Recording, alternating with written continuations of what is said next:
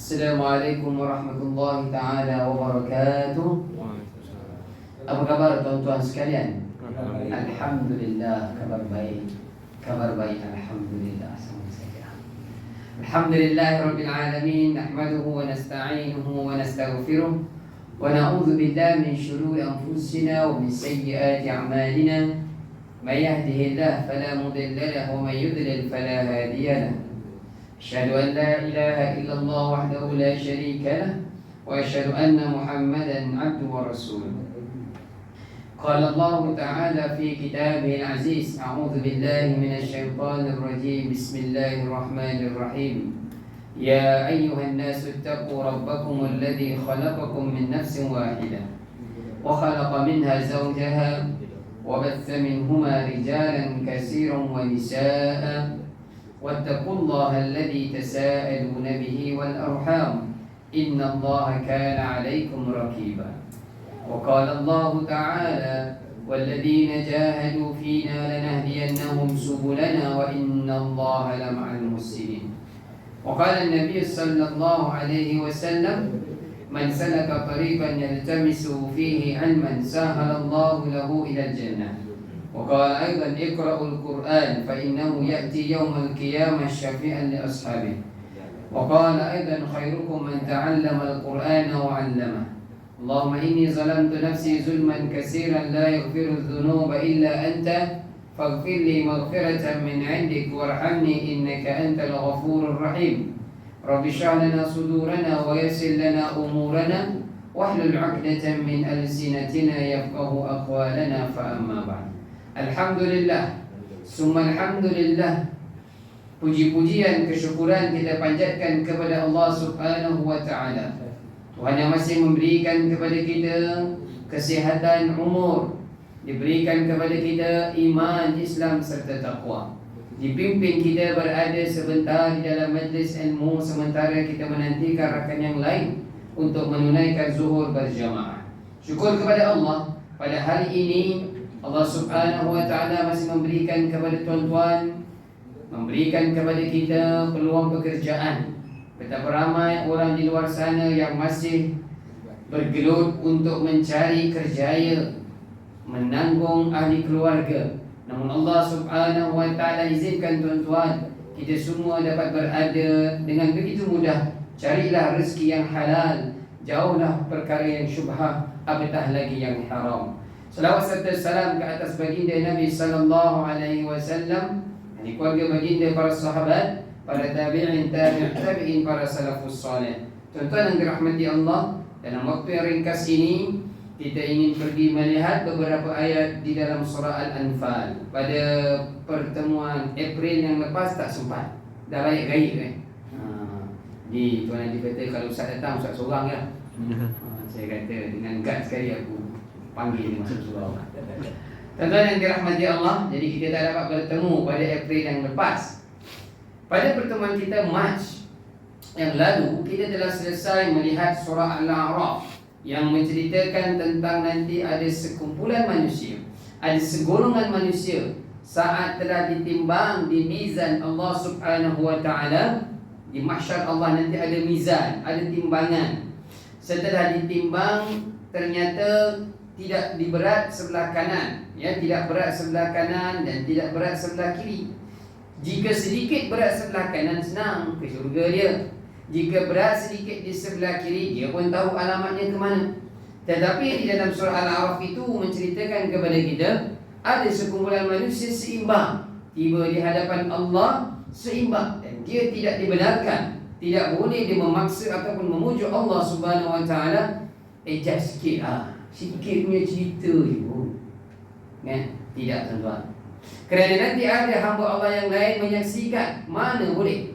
Kerana ketika berada di atas dunia dahulu telah diberikan umur sesuai, telah diberikan kesihatan, maka semua itu merupakan peluang agar nanti di hadapan Allah, di mahsyar Allah itu nanti, kita harapkan saat ditimbang itu terus berat di sebelah kanan, dan perjalanan kita pastinya menuju ke syurga Allah Subhanahu wa ta'ala. Jadi mereka itu yang seimbang itu tadi terhenti di atas Al-A'raf, iaitu tembok yang tinggi atau tempat yang tinggi.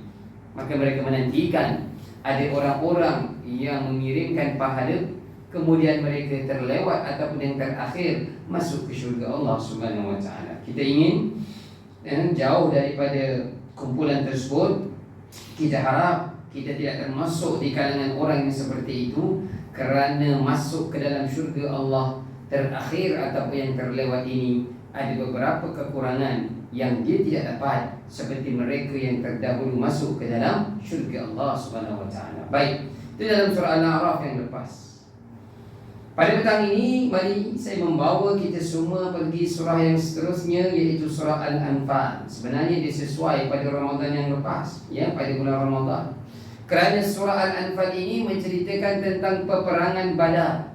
Peperangan Badar yang berlaku pada 17 Ramadan. Peperangan Badar yang berlaku pada tahun kedua hijrah Nabi SAW, dan dia berlaku pada pertengahan bulan Ramadan, dengan lebih tepat 17 Ramadan. Bayangkanlah tuan-tuan, ya, 17 Ramadan dalam cuaca yang panas, berpuasa, bergerak daripada Madinah menuju ke Badar ini kurang lebih 150 km. Mereka berpuasa, ya, berhadapan dengan tentera musyrikin yang jumlah mereka 1000 orang. Tentera Islam baru 313 orang. Mengikut logiknya kalahlah mereka ni, kalahlah tentera Islam ni. Tetapi itulah yang ingin kita lihat dalam surah Al-Anfal ini. Bagaimana mereka boleh menang dalam keadaan jumlah sedikit, dalam keadaan sedang berpuasa, berhadapan dengan kufar musyrikin Mekah itu yang boleh minum, boleh makan sesuka hati. Maka pasti ada sebab mengapa Nabi SAW dan para sahabatnya itu mencapai kemenangan. Tuan-tuan yang dirahmati Allah, apa maksud Al-Anfal? Iaitu harta rampasan perang. Al-Anfal adalah harta rampasan perang. Tema surah yang ke-8 ini adalah, tema surah Al-Anfal ini adalah peraturan kemenangan dan sebab kekalahan. Peraturan kemenangan dan sebab kekalahan. Sengaja saya mengajak tuan-tuan semua di awal ini, jangan apabila saya cerita tentang peperangan Badar, sebut tentang harta rampasan perang, jangan kita rasa tak ada kena-mengena dengan kita kot hari ni. Bila pula kita nak pergi rampas harta orang? Sebelum itu, apa kena-mengena dengan kami nak pergi perang? Mungkin itu yang kita fikirkan.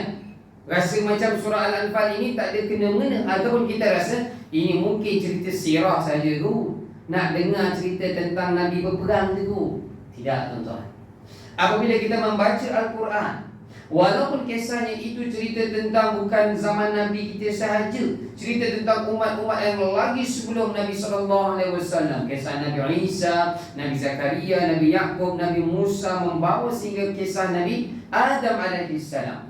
Ribu tahun, tak tahu lah berapa ribu tahun kita nak letak tu, beza dengan zaman kita hari ini.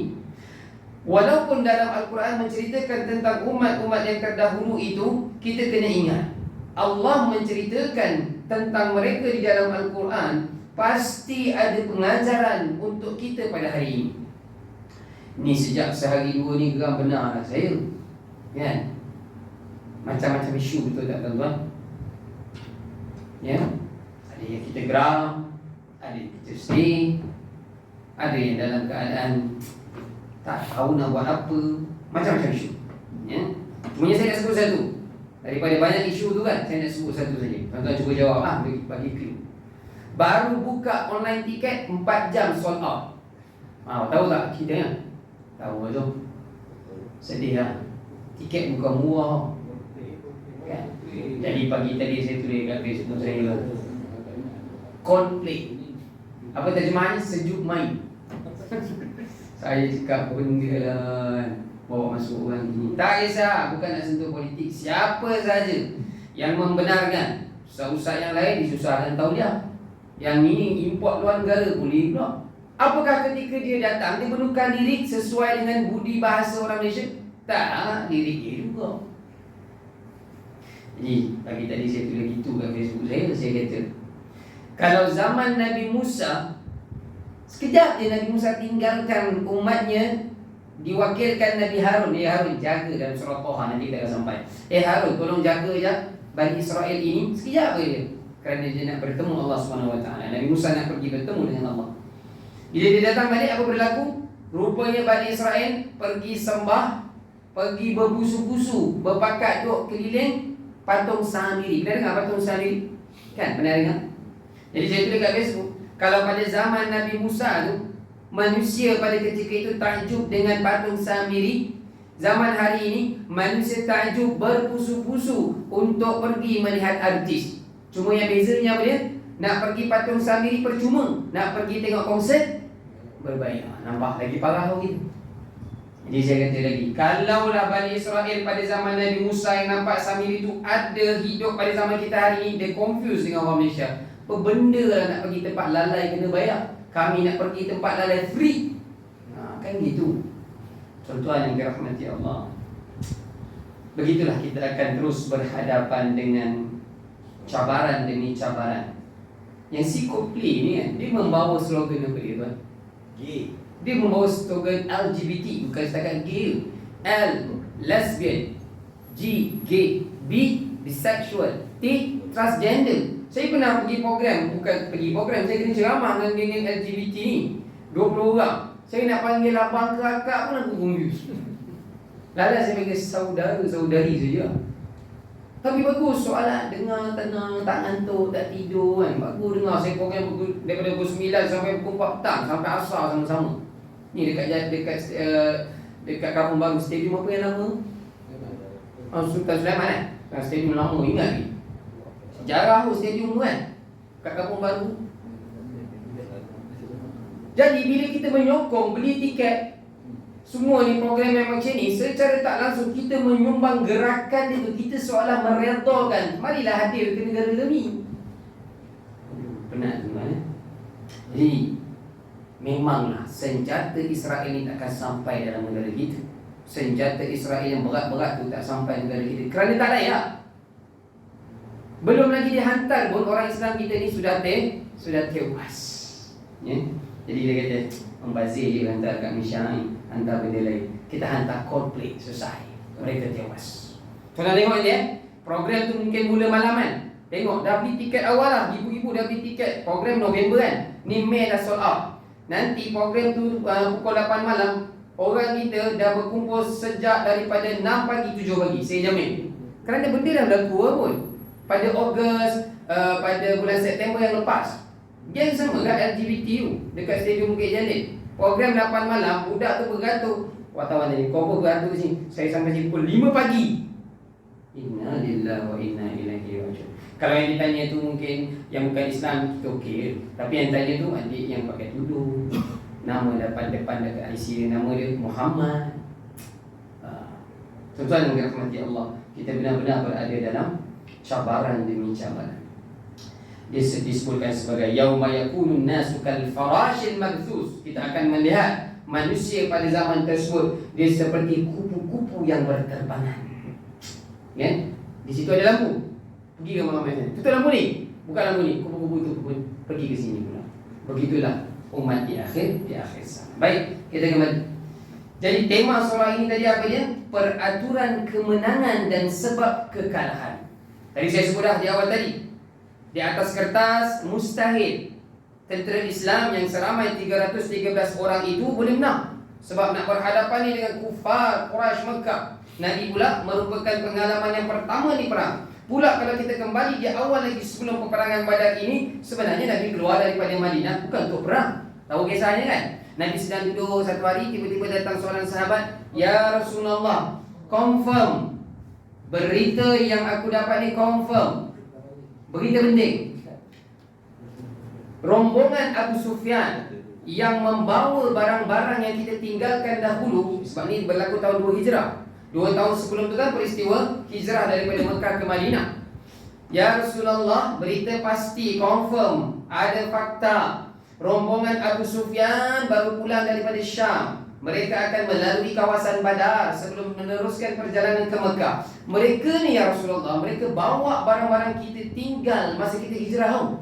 Sebab kalau kita baca sirah, Nabi dan orang Islam, para sahabat hijrah daripada Mekah ke Yathrib pada ketika itu tak bawa apa-apa. Tak macam kita, siap kontena, tak cukup satu kontena, 2 kontena, tinggal lagi barang, hantar lagi dengan perkhidmatan yang lain. Tak, Nabi sepinggan dengan para sahabat. Abu Sufyan and the gang membawa barang-barang yang ditinggalkan oleh orang Islam ini pergi berdagang, pergi berniaga ke Syam. Hari ini Syariah. Bagaimana Syariah hari ini? Hancur Syariah hari ini, tuan. Bumi Anbiya. Dan ambil barang orang, tak minta izin, pergi berniaga pula, nak cari keuntungan, tak pandai berniaga, tak habis barang tu.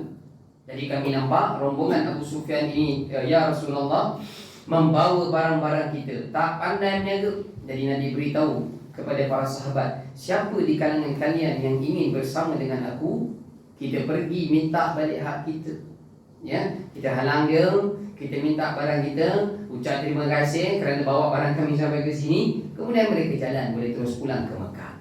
Pada asalnya Nabi bukan berniat untuk berperang. Dan buktinya ketika keluar daripada Madinah menuju ke utara, saya pernah sampai di Badar ini. Hari ini pun umrah pun ramai bawa ke sana, tak jauh, dalam 150 km sahaja.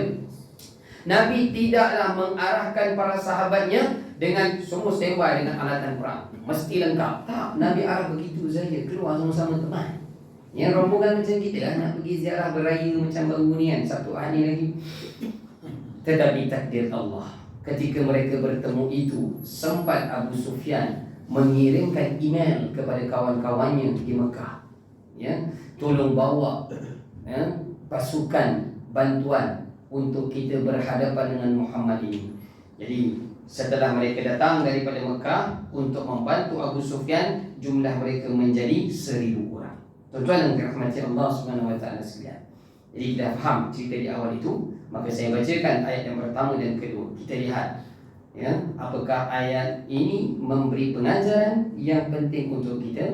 InsyaAllah saya yakin ayat yang pertama dan kedua ini bukan hanya sekadar mendengar kisah peperangan Badar, tetapi kita nampak sesuatu yang berlaku dalam peperangan Badar itu boleh kita praktikalkan dalam kehidupan kita. Perhatikan tuan-tuan.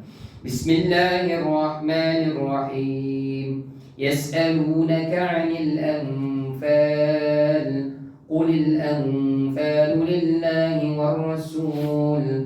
Fattaqullaha wa aslihu dhata bainikum wa ati'u Allah wa rasulahu in kuntum mu'minin. Innamal mu'minuna alladhina idza dhukira Allah wajilat qulubuhum wa idza tuliyat 'alaihim ayatuhu zadatuhum imana wa 'ala rabbihim yatawakkalun. Surah ini mula agak pelik, tuan-tuan. Ya, kenapa saya kata pelik? Kerana surah ini pada ayat yang pertama menceritakan tentang keadaan para sahabat setelah selesai peperangan Badar itu. Apa yang berlaku? Mereka confused. Harta rampasan perang ni dah menang. Harta rampasan perang ni banyak ni, macam-macam lah. Mungkin pada zaman tersebut boleh kita bayangkan kuda perang mereka, panah ke, sesuai lah dengan zaman mereka. Jadi para sahabat ni confused. Mereka jadi tak pasti siapa sebenarnya layak mengambil harta depan mata ni. Adakah saya yang berada di barisan hadapan, ataupun saya yang melindungi Nabi, ataupun saya yang buat tempat perlindungan? Adakah milik rakan-rakan kita di Madinah itu pun boleh ada hak daripada harta rampasan ini? Mereka confused. Surah ini tidak dimulakan tentang cerita pada hari sebelum kejadian peperangan tersebut. Dia nanti pada pertengahan, di awal juzuk yang ke-10, baru cerita tentang permulaan peperangan itu. Tuan-tuan yang dirahmati Allah, saya bacakan terjemahannya. Mereka bertanya, siapa mereka ini? Para sahabat. Mereka bertanya kepada Muhammad tentang pembahagian harta rampasan perang itu. Katakanlah, wahai Muhammad, harta rampasan perang itu milik Allah dan Rasulnya, yakni menurut ketentuan Allah dan Rasulnya nanti. Ya, pada ayat yang seterusnya baru diceritakan berapa pembahagian-pembahagiannya. Maka bertakwalah kamu semua kepada Allah dan perbaikilah hubungan di antara kamu, dan taatlah kepada Allah dan Rasulnya jika kamu orang-orang yang beriman. Ayat yang kedua. Sesungguhnya orang-orang yang beriman adalah mereka yang apabila disebut nama Allah gemetar hatinya, dan apabila dibacakan ayat-ayatnya kepada mereka bertambah kuat imannya, dan hanya kepada Tuhan mereka itu bertawakal. Tuan-tuan yang dirahmati Allah Subhanahu wa taala sekalian. Jadi dua ayat ini menceritakan kepada kita tentang punca kemenangan. Tadi tema ni tadi apa dia? Peraturan kemenangan dan sebab kekalahan. Cuba kaitkan dalam mungkin dalam kerjaya kita, dalam kehidupan keluarga kita. Apa punca kami berjaya dalam company di sini ya? Mungkin company di sini. Apa punca kejiranan di tempat tuan-tuan? Mereka itu hidup dalam keadaan sakinah, mawaddah, warahmah. Apa punca sebuah keluarga itu, suami isterinya dan anak-anaknya saleh dan salehah mendapat mawaddah, sakinah, warahmah? Tuan-tuan, puncanya terdapat di dalam ayat yang pertama ini. Mari kita perhatikan. Kata Allah Subhanahu wa taala, ketika mana para sahabat itu mereka dalam keadaan confused tadi tu kan? Adakah milik saya 1/5? Adakah milik dia ni setengah? Adakah milik dia lebih kerana dia mempertahankan Nabi sallallahu alaihi wasallam? Ketika itu Allah beritahu kepada Nabi sallallahu alaihi wasallam, Muhammad, pesan kepada para sahabatmu yang sedang confused itu. Yang pertama, ittaqullah, bertakwa kepada Allah.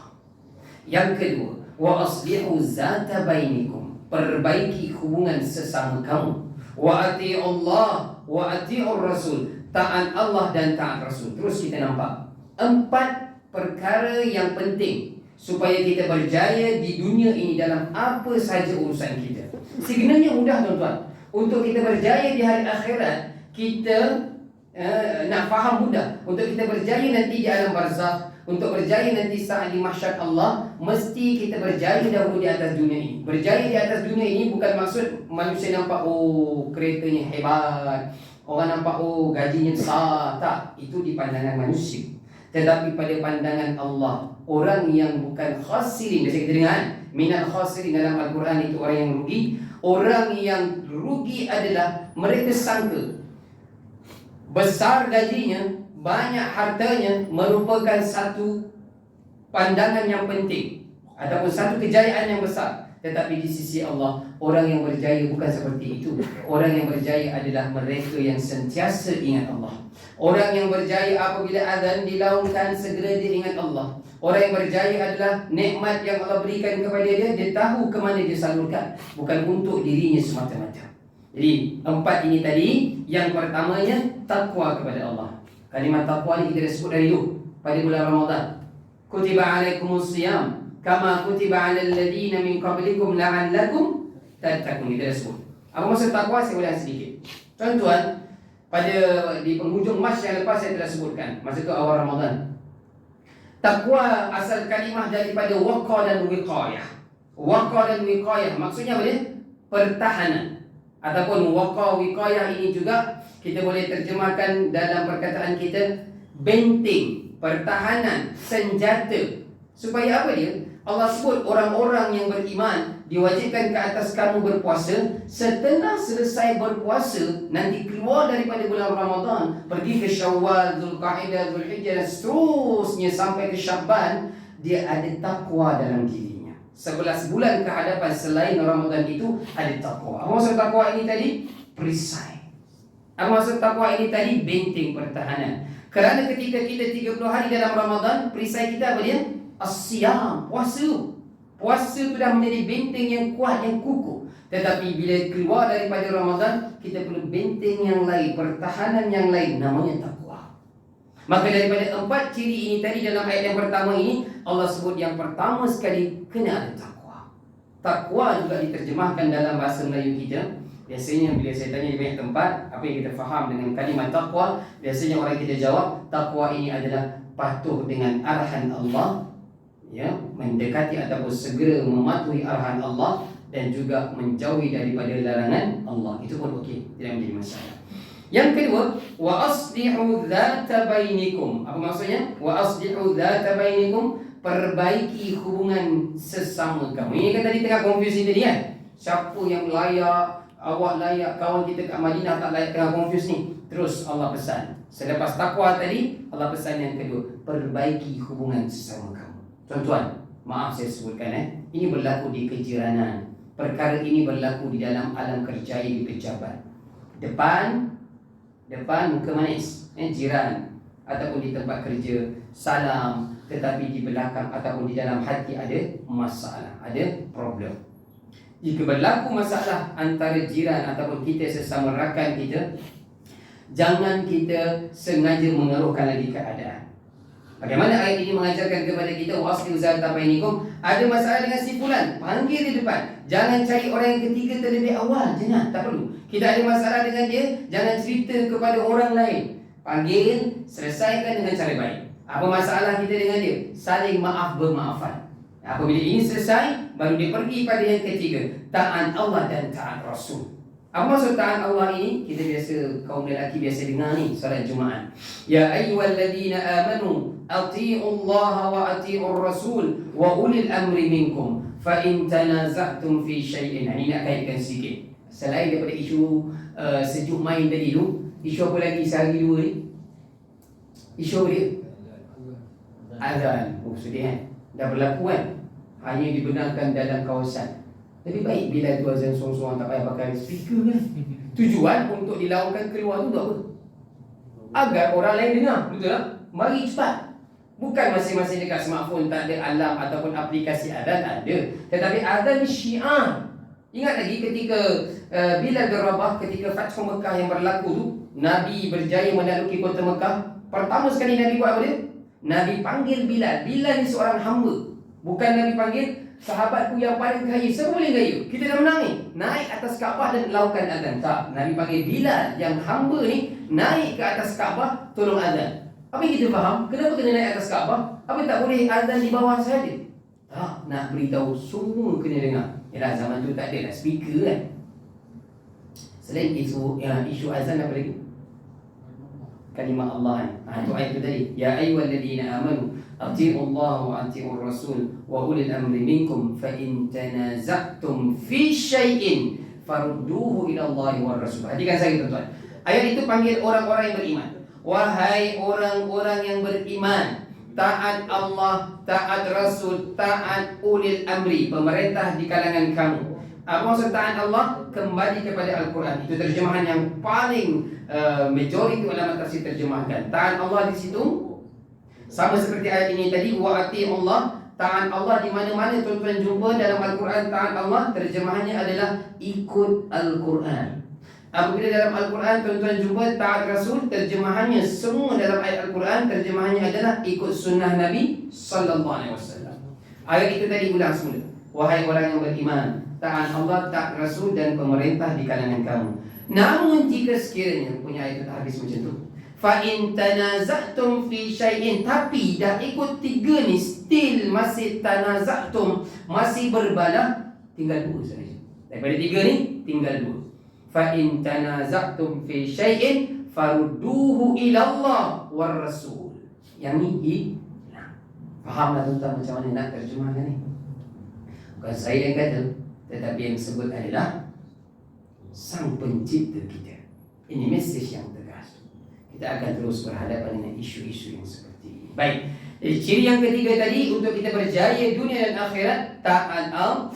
Apa taat Allah tadi tuan-tuan? Ikut Al-Quran. Allah sebut dalam surah Ali Imran, terlintas di fikiran saya. Allah sebut di dalam surah Ali Imran pada ayat ke-31, untuk berjaya dunia dan akhirat, Qul in kuntum tuhibbunallaha fattabi'uni yuhibbukumullah wa yaghfir lakum dhunubakum wallahu ghafurur rahim. Tuan-tuan pernah tengok cerita dekat YouTube tu, Lautana Bainana. Dulu dia ada dekat TV Al-Hijrah kan. Sekarang tak ada lah. Pernah tengok cerita tu? Lautana Bainana. Kita kan nasyid kan? Kalau saya nasyid kan, nangis sebelah ni lah. Ketika saya belajar semester pertama di Madinah, Syekh pensyarah tu datang ajar subjek sirah. Kita semester pertama ke situ kan. Dia cerita tentang sirah, satu kelas menangis tu. Mana tak tuan Nadif? Saya punya kuliah tu dengan Masjid Nabawi 6 km saja. Naik atas bangunan bilik saya boleh nampak kubah hijau. Setiap pagi boleh nampak. Sedih kan? Dia begini saja tuan-tuan. Kenapa orang Islam hari ini tidak mengikut sunnah Nabi sallallahu alaihi wasallam? Kenapa? Kerana dia tidak merasakan Dia tidak merasakan baginda itu telah berkorban sepenuh jiwa untuk dia. Mungkin dia fikir aku beribu zaman dah Nabi tinggalkan saya. Dia tak boleh nak kenalkan, dia tak boleh nak kaitkan. Satu, dia tak rasa Nabi berkorban dahulu untuk dia dapat Islam pada hari. Yang kedua, orang yang tidak mengikut sunnah Nabi SAW ini, dia tidak rasa yang namanya Muhammad bin Abdullah ini akan mencarinya nanti di mahsyar Allah. Kerana dalam satu hadis yang sahih, hadisnya panjang, saya ringkaskan. Dalam satu hadis yang sahih, tuan mungkin pernah dengar hadis ni, ketika di padang mahsyar nanti ada sekumpulan manusia begini, gerak ke sana. Ada sekumpulan manusia gerak ke sini pula. Ada sekumpulan manusia gerak ke sini pula. Bermacam arah. Siapa mereka ni semua? Mereka ini adalah umat Nabi sekian. Umat Nabi Adam bergerak ke arah sana. Umat Nabi Isa, semua umat Nabi ni, ke mana mereka sedang menuju, tuan-tuan? Mereka cari Nabi mereka. Ketika mereka jumpa Nabi mereka, mereka minta syafaat. Mereka minta pertolongan dalam bahasa Nabi. Wahai Nabi Allah, Nabi Adam, kami dulu hidup pada zaman kau, tolong selamatkan kami. Bahkan engkau adalah Nabi yang dulu asalnya daripada syurga. Sekarang kami ingin ke sana juga syurga, jangan tinggalkan kami. Tuan-tuan, apa jawab Nabi Adam? Minta maaf, aku tak mampu memberikan syafaat walaupun kalian adalah umatku. Pergi kepada Nabi lain. Mereka bergerak mencari Nabi yang lain. Adam, Idris pergi. Adam, Idris, Nuh, Hud, Salih sampai yang ke-24. Sedangkan Nabi Idris pun ada umatnya sendiri, pun masih tidak mampu untuk dia memberikan syafaat kepada umatnya. Dia begini mudah faham. Pakcik saya masa hari raya, hari tu dia tak dapat lain kerana dia berada di hospital Shah Alam. Dia WhatsApp dekat saya, Firdaus doakan makcik. Kenapa makcik? Dah sampai ke petang ni tak masuk ward lagi. Dia berada di situ daripada jam 9 pagi hospital Shah Alam, dekat sebelah Jekyll tu kan. Daripada 9 pagi sampai 4 petang tak masuk lagi ward. Malam lepas maghrib tu kita nak tarawih ya, hujung-hujung Ramadan hari tu. Terima kasih dah dapat masuk ward. Kerana mungkin dia ingat kita doakan dia gitu lah. Terima kasih. Bila saya tak pergi raya dia baru ni, saya tanya kenapa hari tu susah sangat masuk ward. Ramai bukan orang Shah Alam pun datang ke hospital kami. Dia orang Shah Alam macam saya. Daripada mana datang orang? Nurse kata daripada Kelang, daripada Banting pun ada. Jadi yang kisah tadi dekat padang mahsyar ni tadi, kita umat Nabi SAW memerlukan syafaat daripada Nabi kita. Tiba-tiba mari datang umat Nabi yang lain. Faham cerita saya ni? Seolah-olah melambat ataupun memakan kota. Aku dah faham, memakan kota gitu lah. Ini isu kota haji semua ni kan. Tuan-tuan yang dirahmati Allah, umat-umat Nabi yang lain ini tadi daripada Adam sampai ke Isa, Nabi mereka semua tidak mampu memberikan syafaat kepada umatnya, kepada mereka. Akhirnya Nabi-Nabi ini semua kata apa dia? Kami semua memang tak mampu beri syafaat kepada kalian. Pergi tinggal seorang saja, iaitu kepada Nabi Muhammad SAW. Maka tuan-tuan yang dirahmati Allah, pesan kepada anak-anak dan keluarga kita, hidup yang sementara ini, sunnah Nabi itu banyak, tetapi jangan tinggalkan semua. Kalau kita tidak mampu ikut yang semuanya, sunnah Nabi ini sangat banyak. Tuan-tuan balik nanti buka Shopee kan, semua ada Shopee kan. Saya pun kaki Shopee tu lah. Sampai saya pesan kat isteri saya, kalau boleh setiap hari pastikan band Shopee datang. Seronok beli sambil bagi kan. Tak apalah, buka Shopee, tuan-tuan type dekat atas tu Syama'il Muhammadiyah. Keraklah saya suruh benda ni. Buku tak mahal tuan-tuan. Masa zaman saya belajar di bahasa Arab, masa zaman saya belajar di Madinah di bahasa Arab. Sekarang dia telah diterjemahkan dalam bahasa Melayu kita. Ya? Syama'il Muhammadiyah, kesempurnaan Nabi sallallahu alaihi wasallam. Bermula daripada Nabi tidur, Nabi makan, semua sampai Nabi meninggal dunia diceritakan. Hadis yang dikumpul oleh Imam At-Tirmizi dalam kitab tersebut adalah hadis yang sahih. Tak perlu nak pening pada pertikaian ini sahih ke tak sahih. Semua yang di bawah itu adalah hadis yang sahih. Tuan-tuan, saya amat yakin insya-Allah tujuan Imam At-Tirmizi itu mengumpulkan hadis yang sahih ditinggalkan kepada kita akhir zaman ini, supaya apa dia? Kita dapat hidup berlandaskan sunnah Nabi SAW, kerana kita mengharapkan syafaatnya nanti di mahsyar Allah Subhanahu Wa Taala. Baik, kita kembali tadi pada ayat yang pertama ini lagi, Allah Subhanahu Wa Taala pesan tadi. Yang ketiga, taat Allah, iaitu ikut Al-Quran. Kemudian taat Rasul, ikut sunnah. Tadi saya kaitkan ayat 31 kan dalam surah Al-Imran. Jika sekiranya, kata Allah, Muhammad, tolong pesan kepada umatmu, jika sekiranya mereka ingin Aku mencintai mereka. Jika mereka ingin Allah mencintai mereka, fattabi'uni yuhibbukumullah. Beritahu kepada mereka, ikut sunnahmu wahai Muhammad. Nescaya aku akan mengampunkan dosa mereka dan akan mengasihani ataupun sayang kepada mereka. Ikut sunnah Nabi saja. Ya. Jadi dalam ayat tersebut mengajarkan kepada kita kehidupan kita seharian, daripada bangkit sampai kita nak tidur malam nanti, penuh dengan doa. Doa-doa yang diajar oleh Nabi SAW itu kita ikuti. Ketika Nabi menaiki kenderaan, ketika Nabi keluar surau ataupun musalla masjid, masuk, makan, selepas makan, toilet, semua telah diceritakan. InsyaAllah kita ikuti, pasti kita akan berjaya dunia dan akhirat. Baik, ayat yang kedua. Ayat yang kedua penting untuk kita. Kalau tadi para sahabat mereka berjaya dalam jumlah 313 orang, berjaya dalam peperangan Badar itu disebabkan 4 perkara tadi. Takwa kepada Allah, perbaiki hubungan sesama mereka, taat Allah dan taat Rasul. Sekarang ayat yang kedua, Allah sebut, demi sesungguhnya orang-orang yang benar-benar beriman adalah mereka yang apabila disebut nama Allah, gemetar hatinya, wajilat qulubuhum. Dan apabila dibacakan ayat-ayatnya kepada mereka, bertambah kuat imannya, dan hanya kepada Tuhan mereka bertawakal. Banyak cerita lah pada ayat yang kedua ini. Saya cuba perlahan-lahan tuan-tuan. Banyak topik pada ayat yang kedua ini.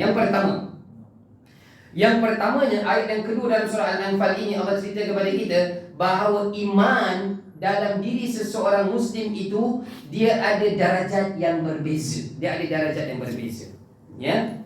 Kalau kita masih SPM, dia ada pangkat 1, pangkat 2 dulu-dulu lah. Ya.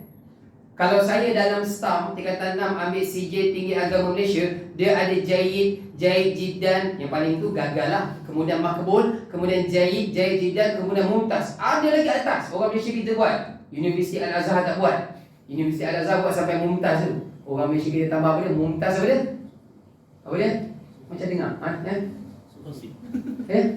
Mumtaz Sofi. Ni betul lah. Saya bila tengok kawan-kawan di dunia kan, tanya kau STAM dapat berapa? Mumtaz Sofi. Aku dapat Mumtaz, aku rasa tercabar. Apa benda Mumtaz Sofi ni? Tanya di dunia. Ni lain ni video tu dia. Hebat no kan. Jadi ada kategori cemerlang lah tu. Mungkin dia 99.99 untuk markah dia. Kita 91 kan. Tuan-tuan dan rahmati Allah. Cumanya pada ayat yang kedua surah Al-Anfal ini Allah nak beritahu orang-orang yang level tertinggi keimanannya. Ni sebab iman tu ada beza, ada tingkatannya. Jadi ini Mumtaz Sofia ni, ayat yang kedua ni. Yang pertama, untuk capai iman yang tertinggi adalah idza zukirallah, hati mesti ada respon. Apabila dia zikir sendirian, ataupun dia dengar orang zikir, ataupun Al-Quran dia baca, ataupun Al-Quran dia dengar orang pusing, ataupun radio Al-Quran sebagainya, wajilat qulubuhum, hati mesti ada rasa gemetar. Ya, ini responnya. Dalam ayat ini disebutkan idza dzukirallah wajilat qulubuhum. Mudah untuk saya fahamkan kepada tuan-tuan semua begini. Ketika balik nanti tuan-tuan, kita mengaji kan, ngaji Bismillahirrahmanirrahim, Bismillahirrahmanirrahim, tuan-tuan mengaji. Kemudian sampai habis, target nak sampai situ, Sadaqallahul Azim, gitu saja letak balik dekat rak, tak rasa apa-apa, minta maaf tuan-tuan. Ayat ini memberitahu tak capai iman yang tinggi lagi. Ketika membaca Al-Quran, mesti cuba kaitkan apa ayat ini berkaitan dengan apa ayat ini nak sampaikan, ataupun ayat ini ada tak kaitan untuk diri saya. Cuba kita usaha sampai ke tahap itu. Jangan hanya sekadar membaca di bibir, telinga kita mendengar, kemudian tutup Al-Quran, susun semula Al-Quran. Ini hanya sekadar membaca sahaja. Ayat ini memberitahu kepada kita juga paling simple. Pada nanti kan kita zikir kan, lepas solat nanti ada yang zikir Subhanallah. Paling mudah adalah cuba terjemahkan Maha suci Allah, Alhamdulillah, segala puji bagi Allah, macam-macam nikmat dapat pada hari ini. Allahu Akbar, Allah Maha Besar, saya ini kecil. Semua yang ada ini, semua bersifat sementara, Allah bincangkan. Ini yang paling simple. Ini ada pun sudah okey. Wajilat qulubuhum wa idza tuliyat alaihim ayatu zadatum imana. Dan apabila dibacakan kepadanya ayat-ayat kami, diperdengarkan, ada orang mari datang cerita tentang ayat Al-Quran, ataupun dengar dekat YouTube ustaz-ustaz tu bawa ayat Al-Quran, zadathum imana, imannya bertambah. Topik yang kedua dalam ayat yang kedua ini, adalah iman yang ada ni tuan-tuan, dia boleh bertambah dan boleh berkurang. Soalannya seterusnya adalah, siapa yang menambahkan iman dan mengurangkan iman dalam diri kita ni? Kita sendiri. Kita sendiri yang menguruskan. Kita sendiri yang menguruskan iman itu bertambah dan berkurang. Dulu saya dah buat contoh dah. Saya kira saya dah pernah buat contoh. Kalau smartphone kita, di mana phone saya? Oh ni. Kalau di smartphone kita, di sebelah kanan, di sebelah sini ada bar internet. Ini memang dah tak ada. Ceroy itu betul lah. Sebelah sini pula ada bateri kan. Dua-dua ni penting ah. Penting. Ada bar tinggi pun, bateri tadi yelat tinggal 1%, saya pun tak boleh call. Bateri penuh pun, dekat sini tulis SOS saja pun saya tak boleh call. Penting sangat. Kita nak sentiasa dia penuh. Saya standby bawa power bank lagi sebab balik petang. Kita sentiasa nampak kurang nak charge lagi. Tuan-tuan yang dirahmati Allah, kita sebagai orang yang mengaku ingin jadi orang yang beriman, kita perlukan satu connection ataupun kita kata internet tadi untuk sentiasa iman kita ini bertambah. Tidak lain tidak bukan saat azan dilaungkan, saat Al-Quran dibacakan, saat zikir diperdengarkan, semua itu kita kena hayati dan bersegera ke arah tempat tersebut. Kan saya buat contoh hari tu dia, kita memandu kan, ni kan nanti pergi ziarah satu Ahad dia kan. Saya sampai hari Ahad ada lagi jemputan raya. Punyalah Ustaz, datang ini saja tarikh yang ada Ustaz. Saya kata betul ke raya itu kan dah satu Zulkaidah hari Ahad kan. Datang je dah kan. Tak nak datang senyap sudah. Kan?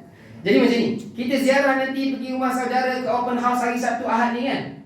Kita tiba-tiba berada di atas jalan raya kesesakan jam 1. Traffic light jam 1 subuh azan. Kena kat traffic light tu tepi tu dia Masjid Surau.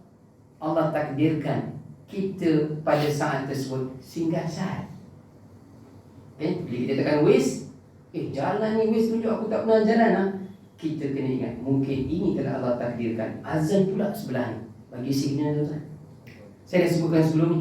Siapa boleh jamin ke depan selepas traffic light, kita pula yang paling depan. Siapa boleh jamin terus 1 km, 2 km di hadapan, kita masih ada nyawa? Siapa boleh jamin? Angkat tangan. Tak boleh jamin. Ketika kita cuba merancang melewatkan solat, sebenarnya kita sedang merancang jauh daripada Allah Azza wa Jalla.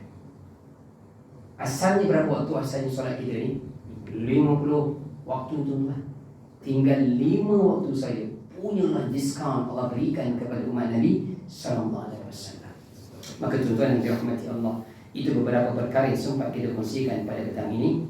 Takut terlambat kita nak salat zuhur. Di penghujung ayat yang kedua ini Allah sebut apa dia?